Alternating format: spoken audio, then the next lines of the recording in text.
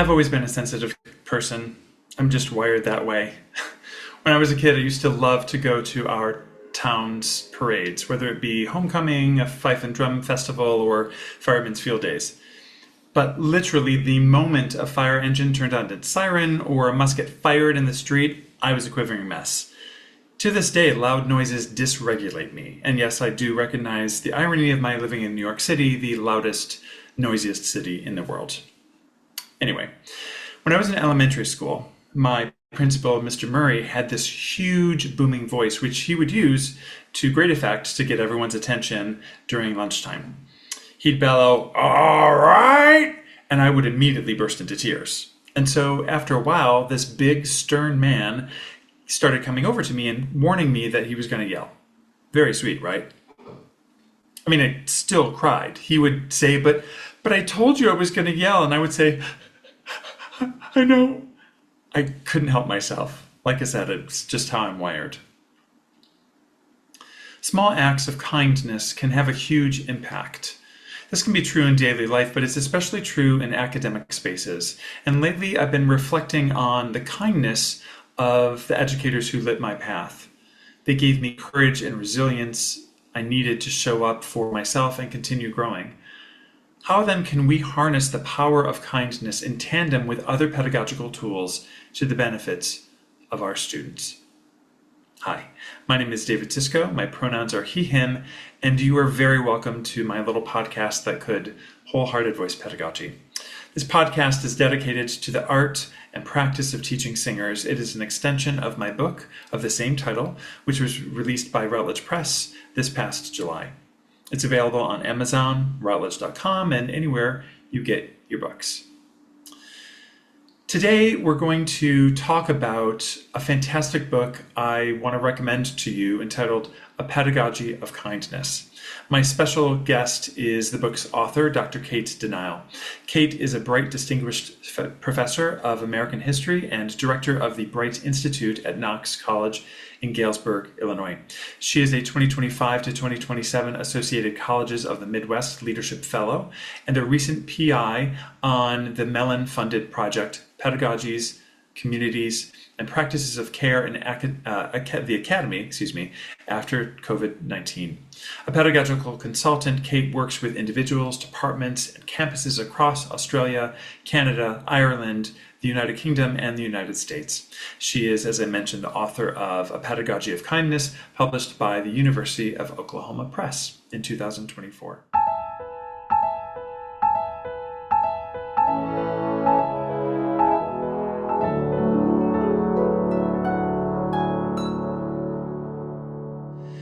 Cate, welcome to the podcast. Thank you so much for having me.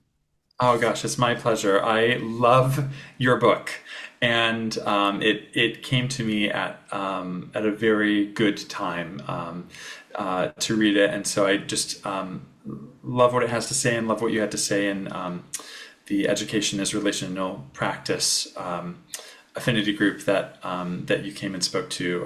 Lots of really great things. So I just want to kind of dive right in.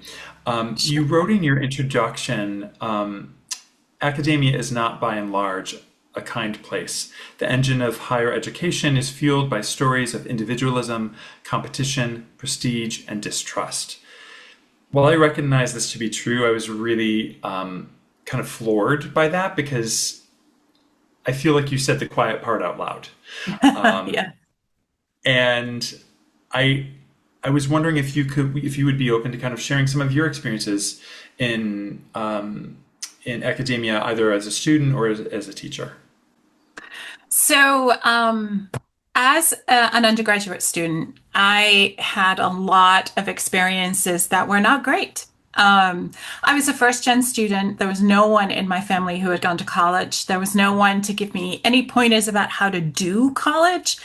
And my professors were not at all interested in providing that kind of scaffolding or structure. So I had to intuit my way through writing my first papers, right? Knowing what you did in an exam exactly. All of those things were a complete mystery to me. And so I really had to just make it up as I was going along and learn from errors, right? Instead of learning from someone teaching me the best way to do all of those things. There were a couple of times where things were really pointed.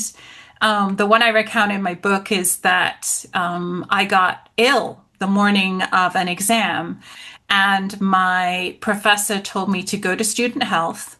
And when I was there, they gave me something to settle my stomach that also had a touch of morphine in it. And then they gave me the exam and told me to write it right there. There were a whole bunch of us in student health taking our exams under various kinds of medication, I guess. And I did really well on that essay, but I think it was probably because my professor was like, well, she was under the influence, so, I'll give her a break because I can't imagine that I was actually doing my best work at that point in time, right? And it was also a miserable experience. I felt terrible. I should have been sent home, right? And there should have been a makeup or something like that. But that was the way that the British system handled things at the time. There were various professors who belittled women's history, belittled women, period. I remember that one of my professors called women's history pots and pans history and dared us to try and make a case for why we should care what women did. And this is not that long ago, right?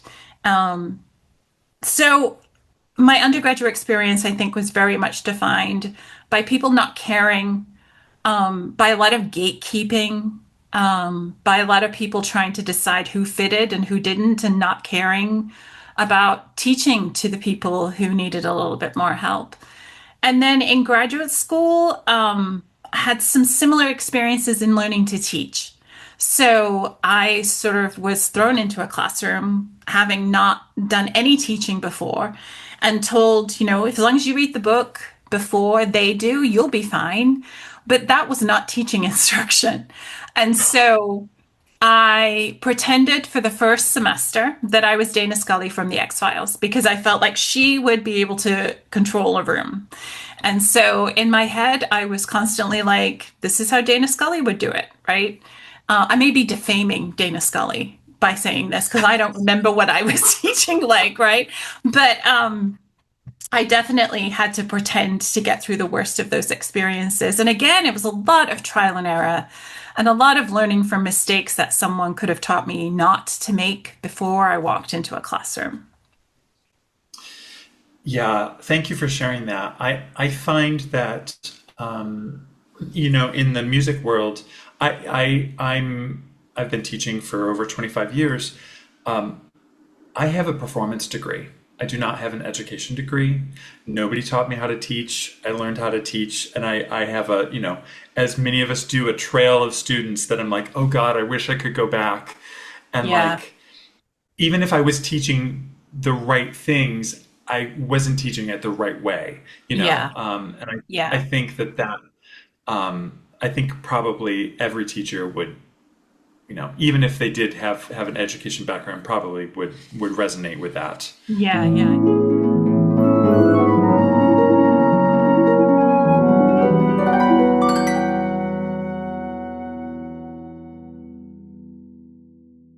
I understand though that there were a couple specific events that brought you to this concept of a pedagogy of kindness, and I was wondering if you would share a couple of them. Yeah. So there were four things that I think led up to a big aha moment. And the first was that I worked for 10 years on a project called Bringing History Home in Iowa, which was a professional development workshop for K-12 teachers. And we did a lot of work, especially with K through 5 teachers. We taught those teachers how to work like historians and take evidence and sift it and put together arguments and synthesize material. And then we worked with them so that they could do the same thing with their students at grade level, right? So kindergartners, for example, did the history of me, and they would put pictures that they had drawn or that they brought from home of themselves in a timeline showing change over time, right? So we were able to take these things that professional historians do and scale them to elementary school children doing them. That's so cool. Because, yeah, it was super, super fun and cool. And one of the things that I did in that project was work with a series of master teachers who were all elementary school teachers who were great at what they did.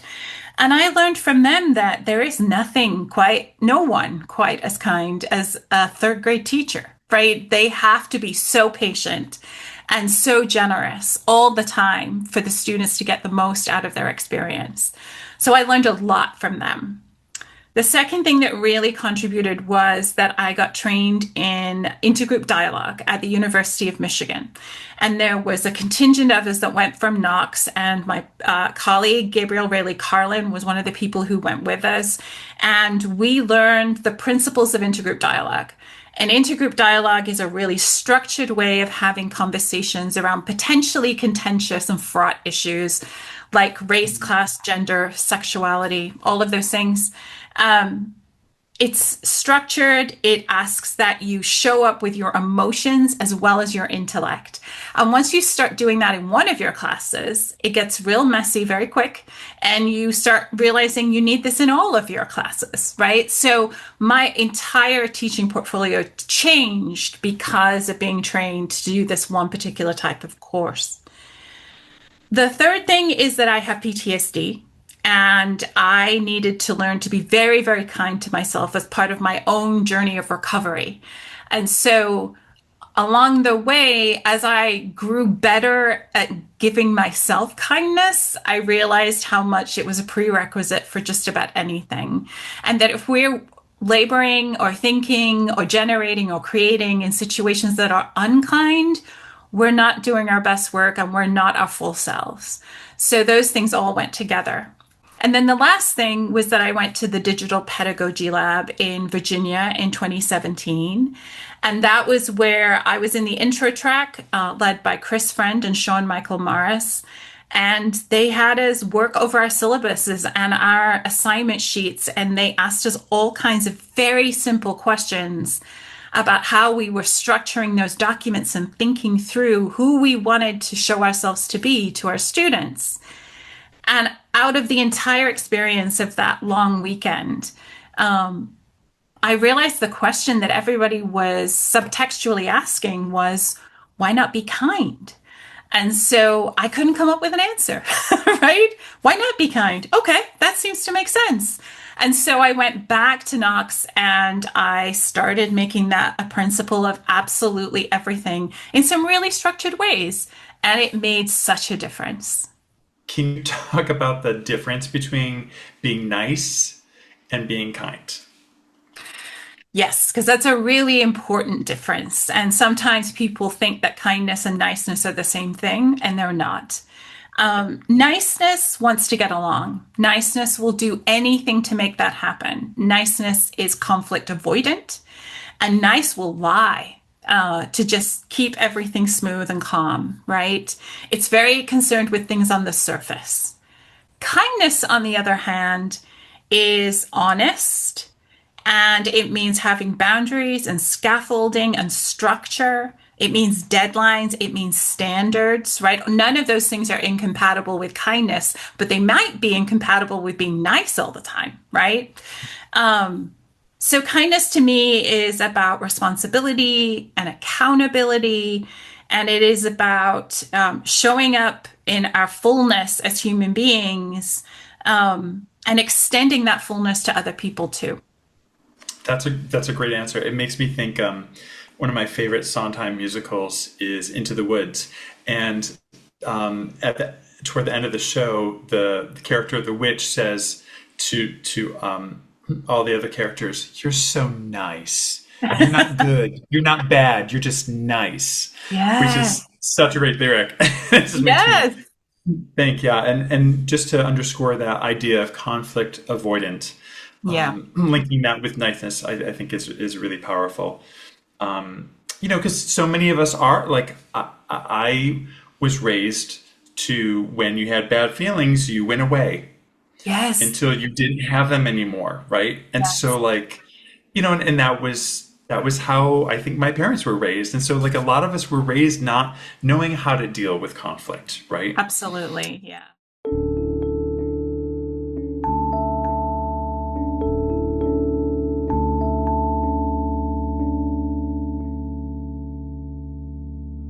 Now that we have a little bit more of a framework for a pedagogy of kindness, can you maybe give some examples of how that might show up in a classroom or in a student-teacher relationship? So, one of the things that I focus on a lot when I talk to people about pedagogy of kindness is the syllabus, because the syllabus is the first thing through which our students get to know us, right? It may be, they may know more about us from the syllabus than they know about us after the first day of class.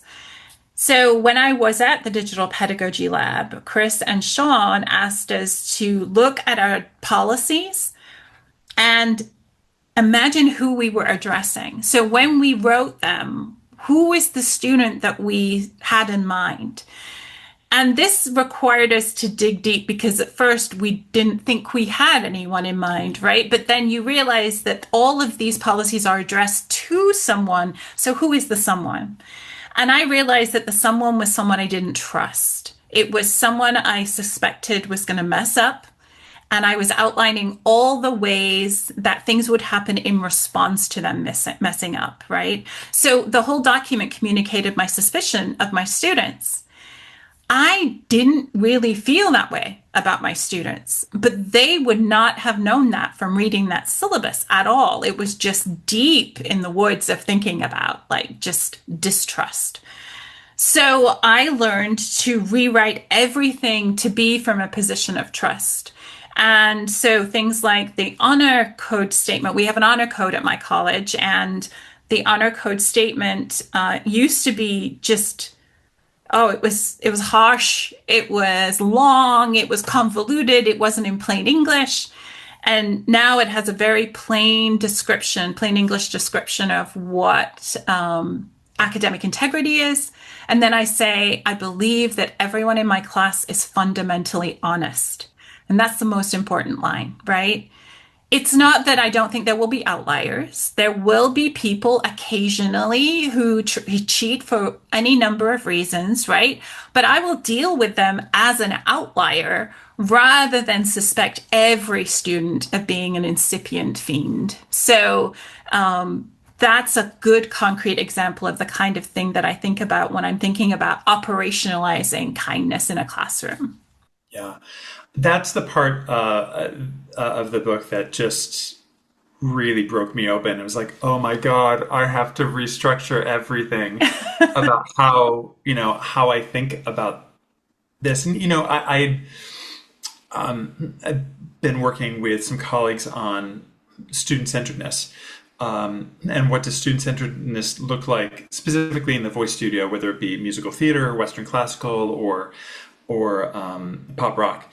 And even just going through my syllabus with a student-centered point of view and finding things that I had written years ago that were not exactly as you said, were not what I really believed, but were things that were passed down to me from my teachers, or it made me very aware in reading your book that there's so many things that are baked in systemically Yeah. into what we do in education, and to take the time and care to unravel that Mhm. in in favor of student wellness Yeah. and student success, I think is it requires something of us. Yeah. And you make a really good point, which is that almost all of us pick up this language and these models from things we've seen ourselves, right? They are passed along generation by generation through all kinds of graduate work, right? And until somebody sort of pulls you up short and says, have you actually examined the suppositions behind this language? You just keep repeating what you learned, right? That's what we do most of the time, right? So it's not that I think people are setting out to be unkind or they are like deliberately crafting horrible syllabuses. I certainly wasn't. But like you said, it's baked in. It's a systemic thing. And so we then need to sort of intervene where we can in that systemic problem. And to that point, there are situations I think where we have to follow institutional policy in academia, right? And some of those expressions of kindness, and I think writing a syllabus is an example of this, would not would actually go directly against institutional policy in terms of what needs to be in the syllabus, how it needs to be said, and even where it needs to be Yeah. in the document, right? And so I I wrestle with how do we, you know, dot our I's and cross our T's with our universities, while also creating a kind classroom for our students. Right. I think that two things come to mind. One is that we have probably some leeway over the way that our syllabus is designed. We can use headers, we can use color, we can think about how are we signposting the most important things in our particular documents, right? Those things are open to interpretation and give us a little bit of wiggle room. But I would say that the most useful thing that I've learned is from Remy Kalir, who has students annotate their syllabus. So when you have a syllabus that is largely written by committee somewhere on your campus, especially if you're on a very large research campus, right? It doesn't reflect who you are and it doesn't reflect who the students are.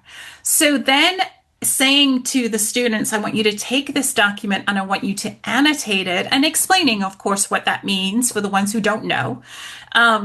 But I give my students their syllabus at the end of the first class and have them bring it back to the second class, annotated. And then we talk about the tone in which things are written.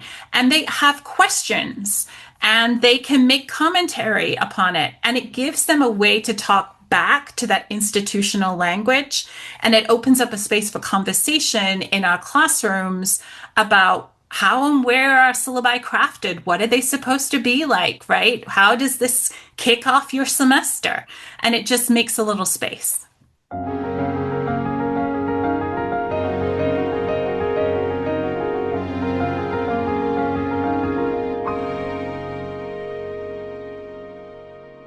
I was just wondering, are there other examples maybe specific to student-teacher relationship? I'm thinking of like in terms of like late assignments or things like that, ways that you try to express kindness, which I also just want to continue to underscore that you said is boundaried and still has academic rigor to it, right? Yes, yeah, How do you absolutely. negotiate some of those things where there's some sort of conflict Right, in terms of student work or whatnot? right. So I don't have a late work policy. Like you can, we have due dates. And I will tell you that this is hard won wisdom because in 2012, I had a class where I had 50 students all taking the same class and we're all going to be writing papers at the same time. And I realized I could not grade 50 papers in the way that students expected in any sort of timely fashion. And so what I said to them was, you can turn in your papers at any time. Here are the prompts. Turn them in whenever is right for you. That was a terrible mistake on my part because, of course, what happened was like 90% of everybody turned it in the day of the last day of class, right? And did an all-nighter the night before. This is sort of infamous among a certain subset of my students from Knox College. So I learned that due dates are a kindness, right? Having structure is a kindness. And so I let students, if they need an extension, they don't have to tell me why. They just need to say, I would like an extension of, say, 2 more days. And I will say, yes, that's great. Turn it in on Wednesday, right? What also goes along with that is planning on my end. So people tend to get very jittery about the idea of letting people have extensions because they want to grade or give feedback on things in a timely fashion. And they also don't want this to then upset the apple cart of whatever they have planned the week after or the week after that, right? However long it takes to get all these different papers in that are coming in at different times. So that is when, before the semester starts, I recommend that we sit down with our calendars or we have them on the screen, right? And we plot in when things are going to be due, and then we plot in when we will respond. So we have time the week that everything is turned in, but we also set aside time for the week after that too, right? This is before anything else is going on our calendar. So everything else has to move around to accommodate those planning and feedback periods, right? And then it means you have the capacity to be able to say, yeah, take 2 more days. It's not going to be a big deal, right? Because you have that extra space planned out the week after. And it also means then that if nobody needs an extension, you suddenly have 2 or 3 hours that you put aside the week after, and you've got extra time on your hands. And who can't just do all kinds of things with extra time if they had them, right? Nothing So, makes me happier. right, exactly. So it's a win-win situation to not have to put students in the position of showing an obituary or telling, proving that they're really sick, or how do you prove that you broke up with your partner the night before and so you couldn't finish your paper, right? There's no good way to assess that kind of thing. And so you don't have to. You can just say, ask for an extension, you get it. I also was just on another podcast where someone called in with the suggestion, which I think is brilliant, and I wish I could remember the caller's name.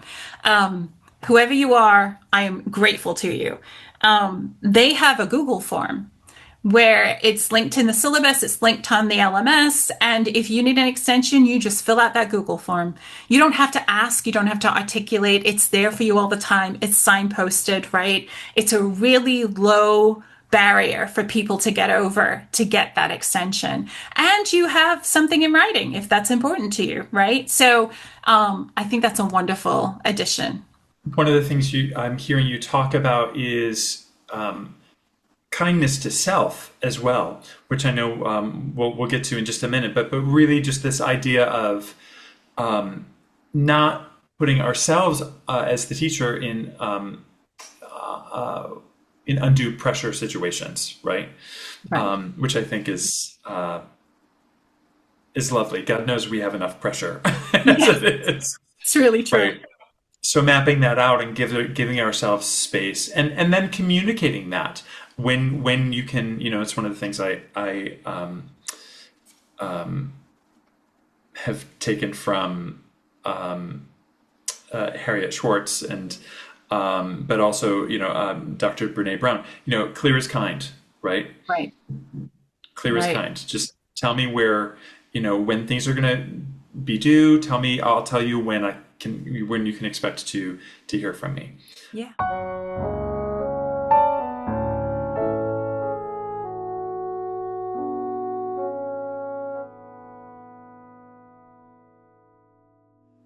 Sometimes the students we work with are not kind Mm-hmm. to us, Mm-hmm.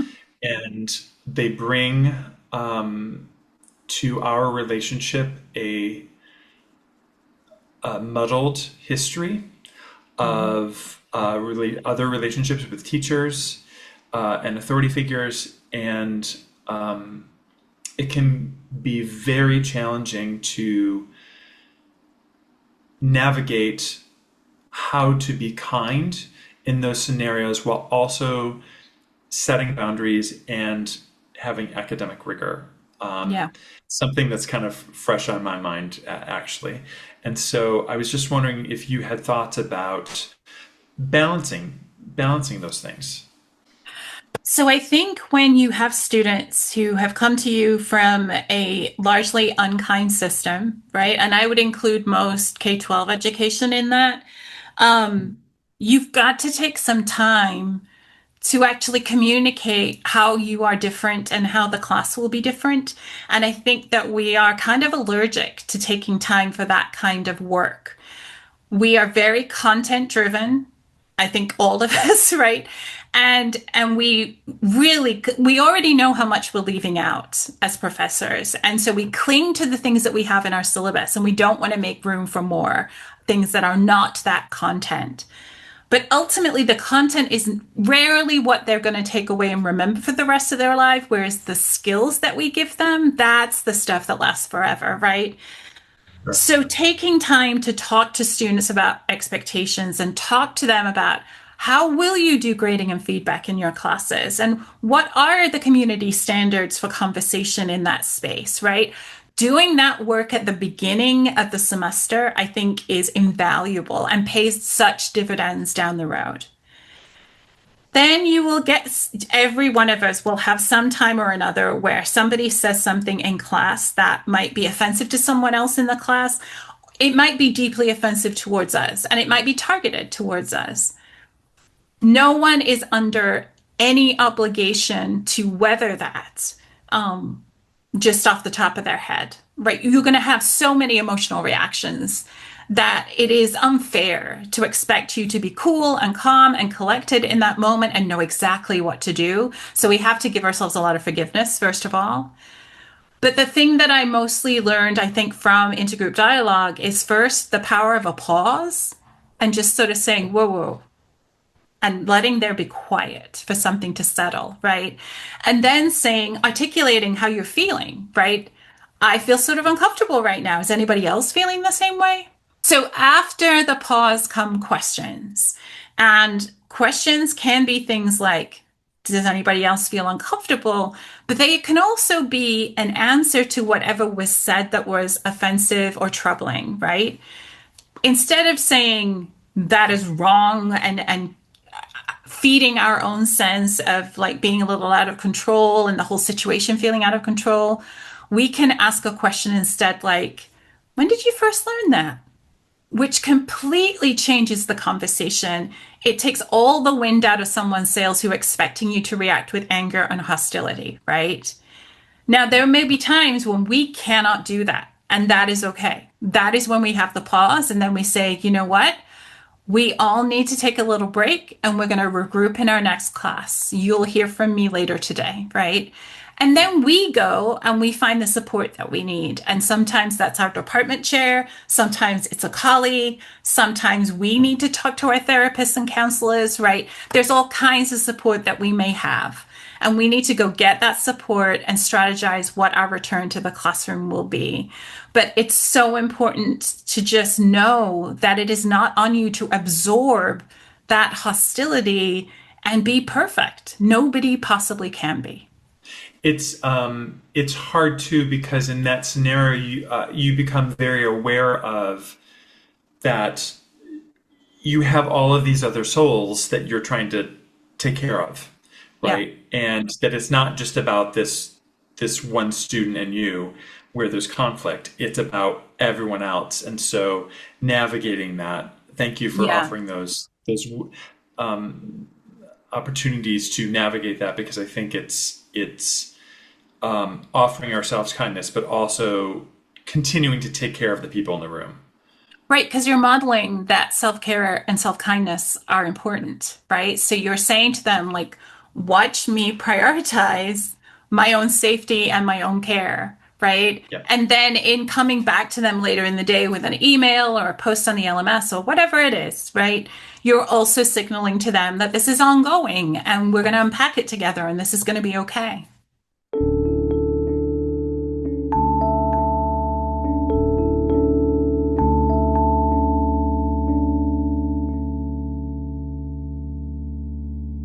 Let's talk about self-care as Mm-hmm. a form of kindness, because that's, I believe, if I'm remembering correctly, that's actually where you start, I think, in the I book, do. or it's pretty early on, right?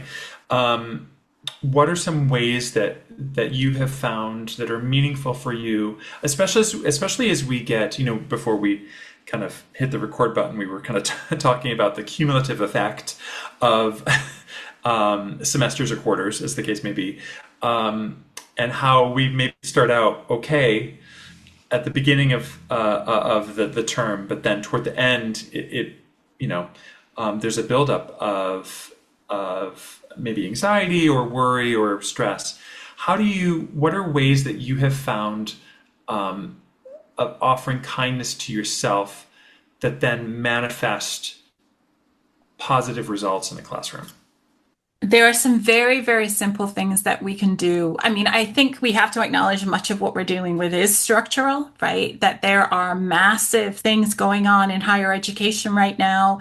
And we are singular people in classrooms all the time trying to sort of manage these great crashing waves that are coming into that space.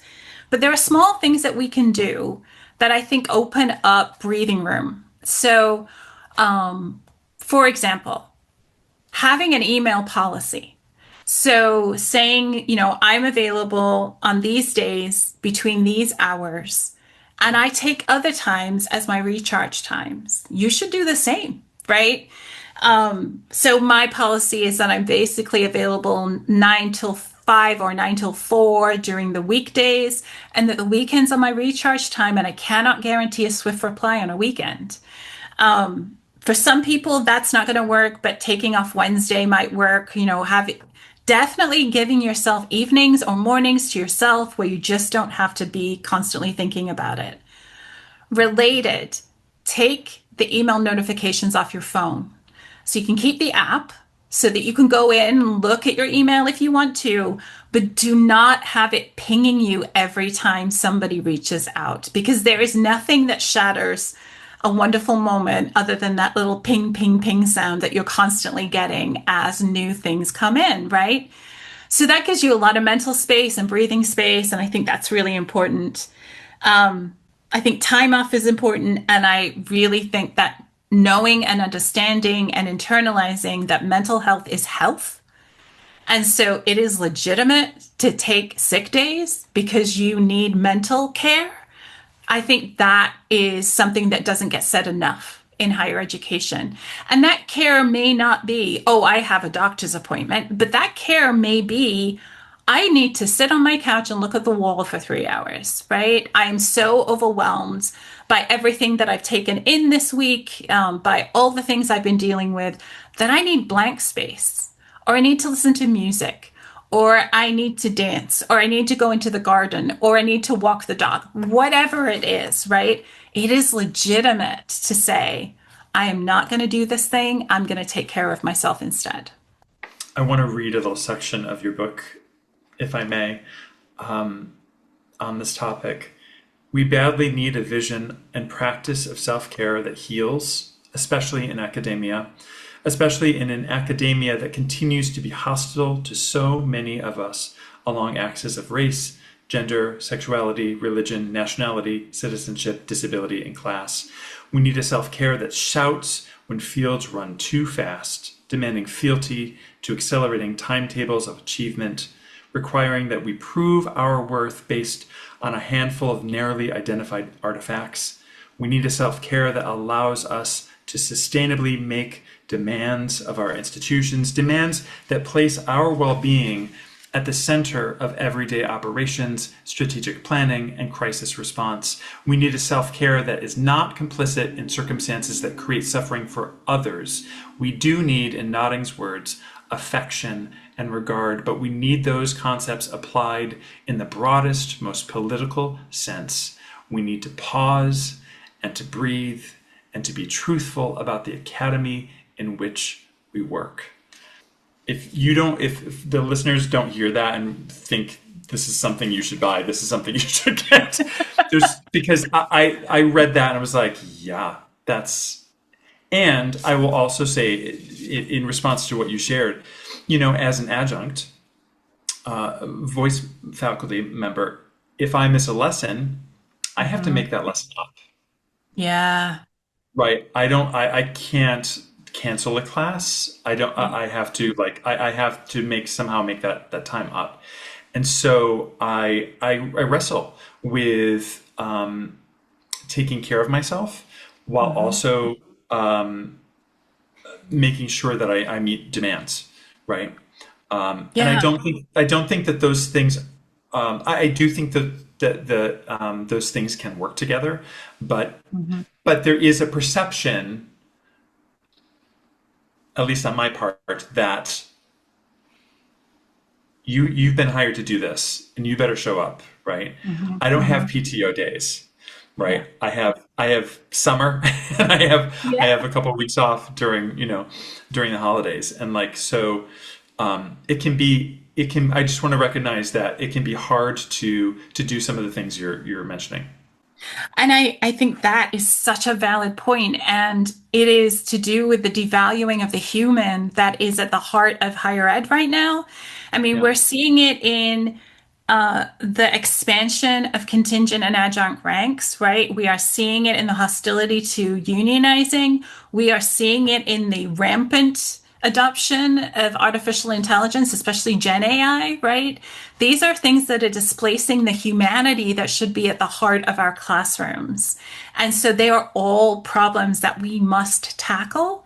And where we can make a little space for ourselves around the edges is not to confuse that with a solution, right? These are, in many senses, bridging strategies.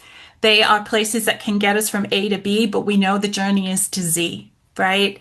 And so we have to have a sense of our greater community that needs help and sustenance, right? So that we don't get into this habit of thinking we're atomized. It's me and these students. It's me and the expectations placed upon us. But we can see the big picture too, right? And we can do what we can do around the edges, but we have to join together to make real difference at some of these big structural problems. Yeah. Well, especially I think as adjuncts, and even I think as full-time faculty, so many times we're, ships passing in the night. So it is easy to feel as if there's not connection, as if we are the only ones experiencing this. And so just to uplift what you're saying about really finding connection and having these conversations with colleagues, how important Yeah. that is for our own self-care, but also for the collective, Yeah. right? Yeah. Yeah. Thank you so much for this rich conversation. I will continue. I can't even tell you how dog-eared your book is, and I will just continue to go back to it as a certainly this summer as I rewrite all my syllabi, but just as a source of inspiration and challenge in the best possible way. I'm very grateful to you. Well, thank you so much for inviting me to have this conversation. It was such a delight.